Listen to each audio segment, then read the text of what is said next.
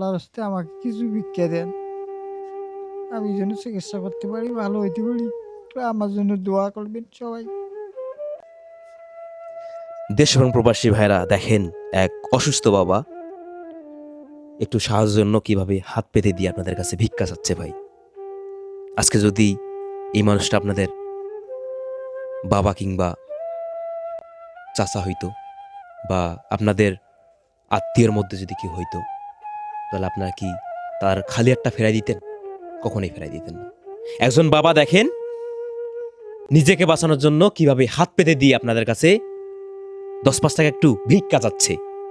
এটাকে আমি ভিক্ষা এই জন্যই বলবো যে দেখেন, সে কিন্তু হাত পেতে যাচ্ছে আপনাদের কাছে তার অসুস্থতার জন্য, তার চিকিৎসার জন্য।